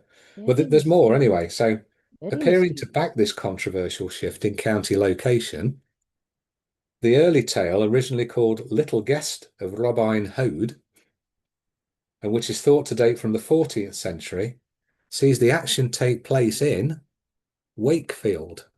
Eh? And Wakefield is in the smack bang in the middle of Yorkshire. Yes. So again, it looks like there's a bit of a shift in geography here. Lots of. However, there is another twist for that particular tale, which was called the Little Guest of Robin Hood. That sees Robin kill the sheriff of And it I'm is not going to say. Nottingham this time. It's This just time it's Nottingham. Otherwise, I'm going I, to say Yorkshire. I would have loved to have said the Sheriff of Lancashire, but no, it was the Sheriff of Nottinghamshire. So, Nottingham at last, but at again, last. so we come back full circle again. There's a Robert Hode, there's a Robin Hood, and then there's a murder of the Sheriff of Nottingham. There So was this, somebody. At least that much we know. There was somebody roaming around. There was well, somebody that with his band. that last tale, which was 14th century, so that's the 1300s. That also includes the characters of Little John, Will Scarlet, and Much, the miller's son. Okay, There we go. but Friar Tuck and Maid Marian, they only appear to have been added at a much later date. Okay. To add So, for masala. example, Friar Tuck's character starts to appear regularly in the play Robin Hood and the Sheriff from around 1475 onwards. And then it also, I go on to surmise that he might be based, Friar Tuck, on a genuine person called Robert Stafford. He was a Sussex chaplain, but he assumed the alias of Frere Right. Tuck, as in Brother Tuck. Okay. Okay, and what's interesting about him is the most recognised background for the character of Friar Tuck. This is that he was a former monk of Fountains Abbey, and that's back in Yorkshire again. So What's there certainly seems to be a lot of something in evidence Yorkshire? between Yorkshire and Nottinghamshire. You Okay. got Robert Hode, appearing in the pipe rolls. He was on the run from the authorities. This was Sheriff of Yorkshire in this case. We've got Robert Stafford, who has an alias of Frere Tuck, who was a renegade from Fountains Abbey. So it's highly likely he could have headed south into Nottinghamshire and could have met up with a renegade called Robin Hood in Sherwood Forest. So it could well all be true, but I don't think we'll ever know for sure. We'll never know. We'll never know, sadly. But lovely to think about it and lovely to research about it. And maybe someone in the future will dig up something. Do y'all ever have the remains of this individual, this so-called Robin Hood, especially at Nottinghamshire, or do you only have the sheriff being done in on his body by Robin Hood, or Mm. nothing at all, or nothing at In all? another story, yes, yeah. Okay, Uh, because anyway, I so I've okay, still got some more about Robin Hood. So obviously he appears in statues all around the county of Nottinghamshire. So this one at the top right is below Nottingham Castle, actually. Um, Down here, this is at the Sherwood Forest Visitor Centre in the centre of Nottinghamshire. That's the famous scene of Robin and Little John John, fighting with Little John staffs on the fight, bridge. And fighting, of yes, course, Little John knocks him into the river, doesn't he? river, This one here is in Maid the Marian, town, I think it's the village actually, of Edwinstowe. And this is Robin Hood proposing to posing Maid to Maid Marian. Marian. And the reason it's in Edwinstowe is because the legend or the story says that they got married at St Mary's Church in Edwinstowe. So, yeah. So cute. Um, Sticking with Robin Hood, Okay, this is probably the most that famous oak, tree. That this is the major the oak, major yes. It's oak. the most famous tree in England and in the UK, I would say. In India Um, also, we remember England because of this tree. We remember okay. and Robin Hood. Well, I've We'll got a all very, very sad story again. interesting tale to tell you now then. So you did that. So yes, brace yourself. Uh, so obviously the legend is that Robin and Marian hid because this is hollow, the major oak, they hid from the sheriff's men when they were being hunted. That's the story anyway. I've got some statistics to do with, let me just read them out to you. So the major oak, it weighs 23 tons. Okay. Its girth is 33 feet. So that's about 10 meters. The branches spread to over 92 feet, which is Jesus. that's 28 meters. The plaque Wow. alongside it suggests it's as old as 1,150 years. So What? that was when I visited this 14 years ago and took that photograph. It was thought to be 1,150 years old. It's had cuttings sent all over the world. There's actually a plantation in Dorset that's planted 260 saplings that are grown from major oak acorns. So it will live on beyond its own I lifespan. want. I want. Well, and there are 500,000 tourists come to see this every year. And in my book, I've named this the major oak. And these are saplings here that have been taken from, again, acorns from the major oak. So I call this one the minor oak here. That's the major oak and that's the minor oak. So But I'm it's so I'm cute. sorry to have to finish with a really upsetting story, I'm afraid, Fiza. So What is literally in the last 4 weeks, it's like the terrible thing that happened in Nine Ladies Stone Circle, Okay. the major oak has been formally declared as deceased. So look, it's healthy there in 2014, isn't it? Yeah. Lots of foliage. 2025, there was limited foliage on there, and 2026, nothing at all. So it's been declared formally dead. And so No, it's still there, you can still go and visit it. they can. But yeah, Why should it? They can still bring it back. They shouldn't just let it but it's go. it's nearly 1,200 years old, isn't it? Nearly 1,200 years old. Um, Oh dear. and what this means is, I don't know if you saw some other news about trees in England, but there was a scandal about 3 years ago.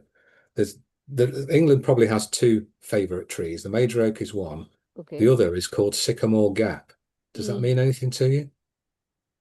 not right now. Not It's coming to in me. it's in It's Northumberland, which is I. That's very why I'm remote. pointing up here. That's why I'm pointing. It's towards the north. Northumberland. It's in the Cheviot Hills, Yeah. and there's this wonderful dip that comes down from one hill to another, Yes. and then rises up like so. And in that gap, there was this beautiful sycamore tree, and it was known as Sycamore Gap. And people would take photographs of it all year round, showing all the seasons, particularly at night with the stars at the back. And two idiots 3 years ago visited it with a chainsaw. No. Yeah. So What's in the last happening? 3 years, we've lost the two most loved, most famous trees in England. I And want but to at die least at one this had a long point. and healthy life. But yeah, that's unforgivable what those I two guys did. I want to die at this. This is gone. Well, at least the Yeah. saplings are there, but the But original is gone. The well, so the major. sick well, but anyway, they've planted sapling. They've taken saplings, and I think they've tried to plant another sycamore, a new sycamore tree beside it. But this one, of course, will still be around for many years. But it's just dead. Oh my. In fact, I did read recently, you can probably see there's all these support structures here supporting the boughs. I They've actually was. been in place since Victorian times, so about 140 years. So it They was were trying. struggling even 100, but then it was 850 years old then, wasn't it? So For a no mo more, 900. for a minute, I thought it had become a banyan tree and aerial roots were coming, but then I realized now, No, looking closer, that they were trying to hold the poor thing up. They were trying yeah, to they are. hold the. Yeah, yeah. No horticulturist can do anything about it. Nobody. Nobody. Well, I've not read. I don't think so. No, I don't We are think so. quite famous for keeping our trees, and then they fall on us and kill us because we just, yeah, in India, people are Ashoka, Sisal, etc. We don't cut our trees. We don't mind dying, but we won't cut our trees, and therefore we have ways and means to revive old trees. But yeah, I guess if everyone has been notified and everyone came and tried their level best since the Victorian You would era. have thought, yeah. They've been aware of it for 2 or 3 years because the foliage was decreasing each year. I mean, it still looks healthy there, doesn't it? But that's 12 years ago now. It looks better than my trees over here in Bandra West. Even what is down there, the sapling is not what the Bandra West trees look like. We are in a very pitiable condition right now. This Well, rainy season. well, we've Oh, obviously we discussed earlier. We've got raging droughts over here, raging fires in Spain and France. I mean, Madrid and Bordeaux are on the verge of being evacuated. I know. I was reading that, and I'm like, oh my gosh, I hope it's not going towards Andrew and all my friends in England, Well, etc. My well, we do. siblings. We've got moorland fires that have been burning for weeks in Derbyshire, I'm afraid. Gosh, And one of them was started by some woman with a firework. my, what was she doing over there? Oh, What was she? quite.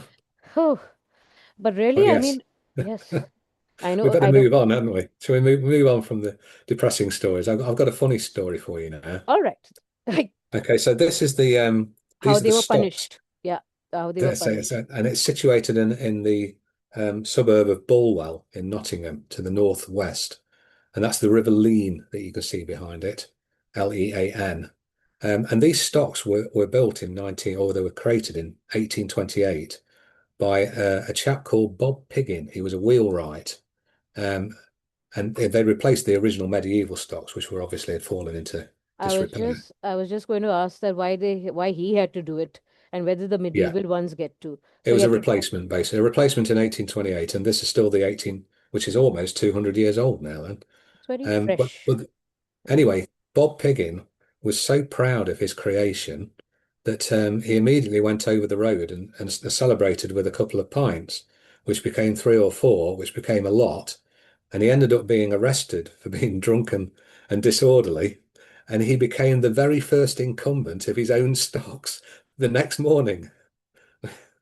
So I'm Epic. assuming people were throwing rotten vegetables at him and that sort of thing. So Epic. it is epic, isn't it? And my earlier Gen Z people would have said, the ones who are working now, savage, Miss Fiza, Miss Savage, yeah. Savage. He went through It's, all this he went through to make it, and then he I only mean, turned out to. could life get any more demeaning, do you think, than that? Your first victim in your own stocks. And to think of it, even witches in Salem, I mean, worse things were done to them, but the first of the Of things that course, were yeah. done Yeah. was this. Yeah, And it's just a then, bit of rotten vegetable, this is. So, yeah. yeah, I know. And they used to be stripped nude also while they were doing that in America at Yeah. that time. I'm thinking that maybe I will end up one day I think somewhere they like kept that. the modesty here. He was probably stripped to the waist. I know. England always keeps modesty, always, which is something I'm sorry to say. So, all my USA students, sorry, sorry. But Britain has always kept its modesty and all that sort of Well, thing. it was just about clinging on to that now. Yeah, just clinging the Yeah. British way, the British, gentlemanly way. Aha! Now we have an arch of a Well, badge. I'm sorry, it's a bit of a non-story, this is, because I have no idea why Halsgrove put this on the front page. So Really? this is the remains of the former church of St. Helens in a village called Thorney in East Nottinghamshire. Okay. And it was replaced in 1850 by this much newer structure. So you can see Very that's quite fresh. modern, although Very. it'll soon be 200 years old, I guess. And yes, and there are some other arches in the grounds, and I've literally got nothing else to tell you other than, Why so many arches? Maybe fires during the Reformation or something well, like they that? would be internal, Yeah, I know. So then maybe why? dividing. There would have been a nave, and the arches would have divided, so would it be the east from the Absolutely. west channel? Yeah, Something like that happening over here. I would imagine. And there probably would be the same on the other side as well. Absolutely. Very So, yes, strange. nothing much more to tell there. Okay. But I did promise you another mining story, didn't I? Aha! Okay. Money, money, money, money, money. So this is Thorsby Colliery, and I took this photograph in 2014, and sadly it was the last remaining coal mine in Nottinghamshire. And even then, it was serving notice, so all the miners knew that it was going to be disbanded in 2015. But the story, I'm going to take you back because mining in Nottinghamshire is a very painful subject in this country, as anybody who was around in the 1980s will be fully aware of because it was on the news every day. But I need to go back a little bit further than that. So obviously, coal mining was a major industry, particularly in the Industrial Revolution, so in the 18th century, 19th century, and the first half of the 20th century. Obviously, then we started to fall victim to competition from the Far East, particularly China, and it was becoming cheaper to import coal than it was to pay our miners to dig it up in our own country. And what happened was a lot of mines started being closed in the 1950s and 1960s, particularly in the northeast of England. And a lot of those miners, when their mines were closed down, well, they came down to Nottinghamshire for the very reason that in the 1960s, the National Coal Board started building um, super modern mines, with some of the modernest mines in the world, Ah, with leading yes. technology and very, The very deep BBC, the shafts, so a BBC thousand used feet to, down. the BBC used to show images, I mean, videos and documentaries about that. Continue. Yes, I remember. And the depth of the shafts were far deeper than they were in the northeast, and they've got all sorts of modern technology. And so there was an influx of families from the northeast into Nottinghamshire, and then the coal board built these like mining villages and mining towns. This is all in the 1960s, bear in mind. But obviously, it's getting cheaper and cheaper to produce coal abroad and more expensive in Britain. And this resulted in, I guess, there were pay disputes, and then the mines were being closed. So it led to a lot of strikes by the National Union of Yes. Miners in the 1970s and particularly in the 1980s. Okay. And a Yes. lot of these northeastern miners who came down to Nottinghamshire in the 1960s, that industry only survived for another 18 years or so. Oh And then no. the mines started being closed by the Conservative government of Margaret Thatcher in the 1980s. Okay. So it led to a national strike. Okay. So we're talking South Wales, which is heavy coal mining country, and particularly Yorkshire. And all of those miners didn't go to work for nearly a year. And nobody crossed the picket lines in South Wales or Yorkshire, but it was different in Nottinghamshire. Their members voted by about 20,000 to 7,000. They claimed that the strike was unconstitutional and they couldn't feed their families, they couldn't put food on the table. So they decided, well, not all of them, obviously, it was maybe 50% of them or whatever, decided to work and they had to cross the picket lines. And this led to a lot of violent disputes, and there were hundreds of police were shipped in, to try and keep order. And then you got Yorkshire miners coming down to join the striking Nottinghamshire miners to give solidarity to their brothers and what have you. And it led to some terrible battles, running pitched battles between police and miners. And one Yorkshire miner was killed at Ollerton Pit. And it was all to no avail because Maggie Thatcher had her way, the Yeah, pits were Ravi. closed down. By 1997, there were only 6 pits left in Nottinghamshire. And as I said, Thoresby Colliery was the last one in 2015, was when that disappeared. And yeah, so there's hardly any coal mining in the British Isles anymore. So Yes. I think that If was all I anything had to say on. happens, if anything happens, then especially with the external trade, etc., I don't know what's going to happen. Then we'll have to find alternatives, It's alternative. not beyond the bounds of possibility that we could end up opening the mines again. I mean, it's one Yeah, of Donald Trump's bugbears is that we stop drilling for oil in the North Sea as well, and that's being looked at in earnest now. it So if is. they're looking at reintroducing that, well, And so it's this drill baby drill thing, isn't it? So um, so it's very environmentalism seems to have gone out the window. absolutely, because we are forgetting. That's another way of looking at it, that we are always talking about uh, environmentalism, etc. But then at the same time, how are people and how is a country going to produce their own fuel? Yeah, Yeah. just right now, as we speak in India, we were Hmm. trying to change our fuel, our car fuel, with ethanol. But you know what has happened? You may read in the Side papers. effects. Not only side, the car stopped functioning, blew up, Okay. Yeah. etc. So right now, our youth, after this NEET exam thing has happened, and the education minister may resign, whatever is on his way to resigning, etc. And so they were Okay. successful, etc. Now they are fighting for this ethanol issue in cars that you said that we can put it in our usual cars.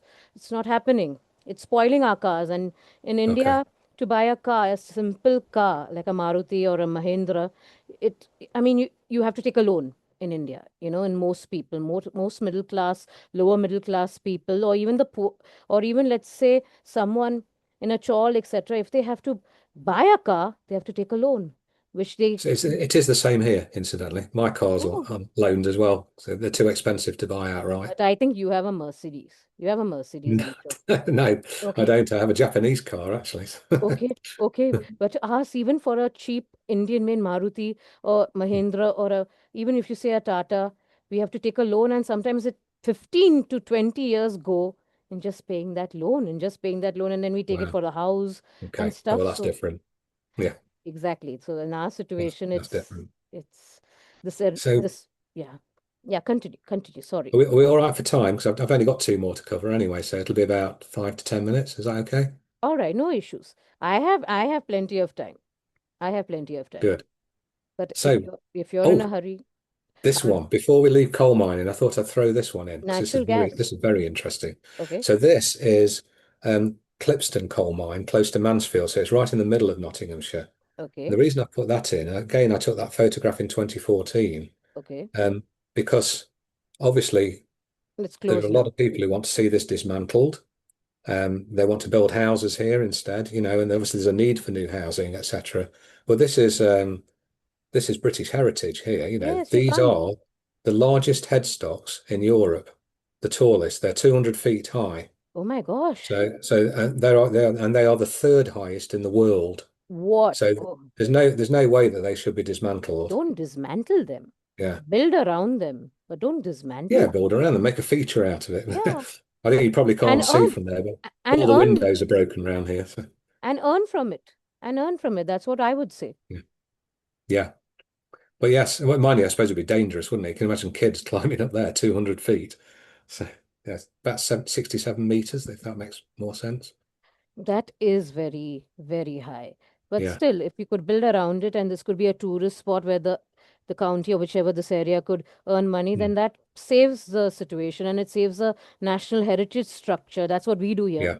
That's what But that's we exactly what it is. National heritage structure, whatever, whether you very like it important. or not, whether you like coal, you don't like coal, that's apart from it. Like how we teach at the IBDP level in TOK. It's apart from what I don't think it's ugly. I think it's magnificent. even I feel it's magnificent. I mean, I would have loved to stand there and just look at it and think Yeah. that it fed a lot of families I at think that what time. it did, yeah, absolutely, yes, and I'm guessing that they were very deep shafts as well, Absolutely. and so the amount of coal they would have produced would have been uh, extraordinary, I would imagine.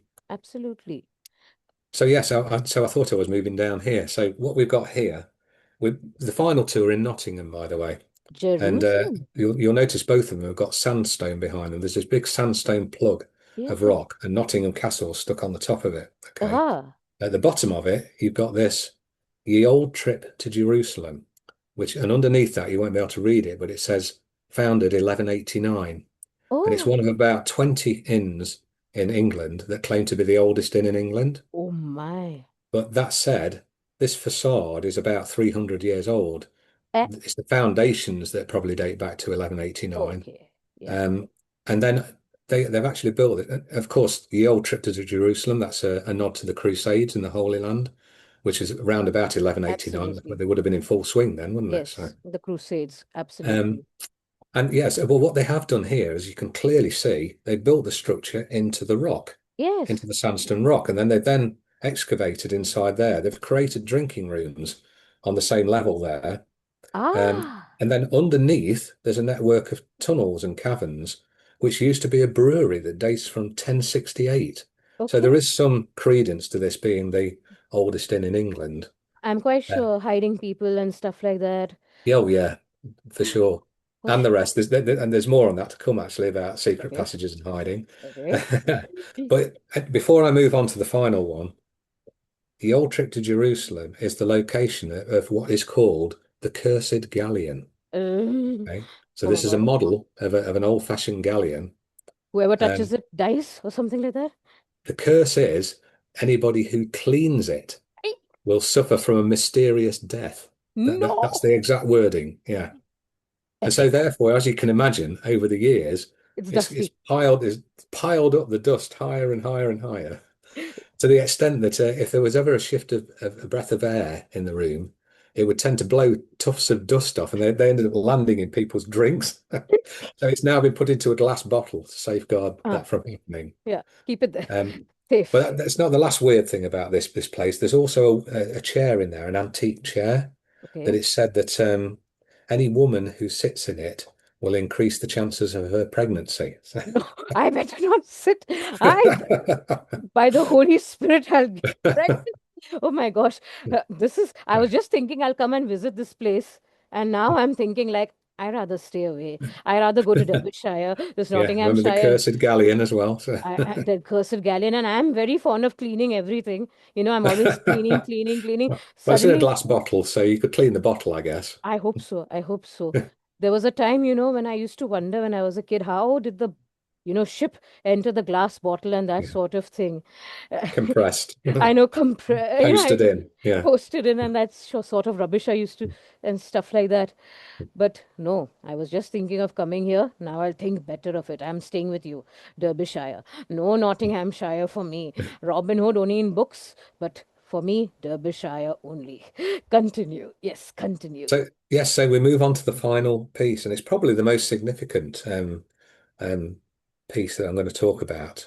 So this is what's known as Mortimer's Hole. Uh, Okay, and it's the site or the scene of one of the most pivotal moments in British history. okay. So I'm going to take you back to the time of Edward the First. We mentioned him before. So Yes. I think he's 1272 to 1307. Edward the First was the Hammer of the Scots, by the way. Yes. He's the one who built all the castles and then went to war with Scotland. And Yes. he's portrayed in Braveheart. You must have seen Braveheart. No, not Braveheart, You've not seen Braveheart? but I've heard and I know the history of Edward. That's the thing. Well, in Braveheart, there's a scene where Edward's son, Edward the Second, he's not deemed to be a strong person at all, and Edward the First sort of despairs of him. and he's got a very close male companion as well who comes to an unseemly end. Edward I pushes him out of a high window, basically. Um, Edward II succeeds him in 1207, Okay. but in 1227, his wife, Queen Isabella, Okay. and her lover, Roger Mortimer, I'm hearing murder. this. I remember this. They I murder Edward II. Yes. And I think it was Berkeley Castle or That yes, somewhere like yes, that. yes, yes, yes, yes. Now I And remember. they assume the regency because Edward III, so that's Isabella and Edward II's son, is only 15, so he's still in his That's right. minority. Yes. So they assume the crown in 1227, Okay. 1327, sorry. And yeah, so Edward, though, Edward III, eventually, obviously not very happy about this. In the meantime, Queen Isabella and Roger Mortimer tend to reside in Nottingham Castle. Now, I'll just tell you a little bit about Nottingham Castle here, because this isn't actually Nottingham. People call it Nottingham Castle, but it's no such thing. It looks very Nottingham small. Castle was home to royalists in the English Civil War Okay. between 1642 and 1651. And because of their siding with the royalists, it was slighted at the end of the English Civil War. It was destroyed basically. Uh, And oh, it's the Dukes of Newcastle, bizarrely, who are located in Nottingham. So it's Newcastle in Nottingham. The second Duke of Newcastle rebuilt what was called a ducal mansion between 1674 and 1679. And that's a little bit of it that you can see there. But people refer yes. to that as Nottingham Castle. No, no. And what there is here, this is called Mortimer's Hole. Okay. I So thought the above. I thought for a minute it was the one above, that hole which was no, there no. above. Well, it's all sort of the same thing. So remember, Roger Mortimer, he's up here with Queen Isabella, and Mortimer's Hole gives gives on to a 150-meter passage that goes up through the rock Okay. to the outer bailey, I think, up here. Okay. And Edward III, by 1330, has turned 18, and he wants this crown. Okay. And so he's obviously got the Dukes are rallying around him. They want to overthrow Isabella and Roger Mortimer. They want the true king on the throne. And they learn of this secret passage from Okay. Mortimer's Hole all the way up to the Nottingham Castle. They also get the Castellan on side, and he guides them through the passage. He's got somebody else on side in Nottingham Castle to leave the door, because there's usually a locked door at the top in the bailey. He leaves that unlocked. And obviously, they then go in and they arrest Queen Isabella and Roger Mortimer. Roger Mortimer's sent to the Tower of London, where he's hanged a month later, and she's sent into exile at Castle Rising in Norfolk. And Edward III assumes the throne. So, as you can see, this is a real pivotal moment in British history. If Edward III hadn't come to the throne in 1330, history could well have panned out differently. So I Absolutely. think that's quite a powerful message to finish on there, that by, a tiny thread sometimes the future of history hangs. Absolutely. Including in this case, even the colonial history of India on this Mortimer's, Might never have happened. it Yeah. wouldn't have happened at all. Nothing would have happened. The British wouldn't have come to India. We wouldn't have been modernized, etc. Maybe we would have still been having this sati and this going on, etc. And we wouldn't have been Anglicanized and so much else. So much Mm. else. And just because of this hole, this because of Mortimer's hole. Can imagine. Can imagine. Beautiful. Continue But- the ending. well, that's it. I mean, that's the last photograph, the last image on the front of Nottinghamshire, unusual and quirky. I was just going to finish by, saying, have you got any questions about any of the facets, that I've been involved with, which is the local history or the talks or the I Quirky just Beardy, which want to is the know when I'm YouTube going to channel. have you again, maybe with some guests, so that more people can question you. Because I understood everything, and because I normally have a background knowledge of all this. And where can we get all these beautiful books by you, and especially the Barmy Derby, because Well, everyone, yeah, that's a football book, Barmy Derby is. So it's about okay, the history of Derby County Football Club. But okay, that's available on Amazon. And okay, the unusual and quirky should all be available on Amazon.in. okay, all right. Obviously, the Nessemiah books are now available on Amazon.in as well. So, That everyone does know, and yet, if you all have forgotten, I'm going to remind you, please do get not only the non-fiction books of local English history by our wonderful in-house historian, local historian and speaker, and stellar author Andrew Beardmore, but also get his Nessemiah award-winning, multiple award-winning series now. Now we can happily and proudly call it the Nessemiah multiple award-winning series. And I'll be coming to The Awakening. I think the next time that we should have an interview based on the fiction books of Ooh, Andrew Beardmore and maybe that'd be compare it interesting. with some of the contemporary or even the Victorian and earlier classics, maybe.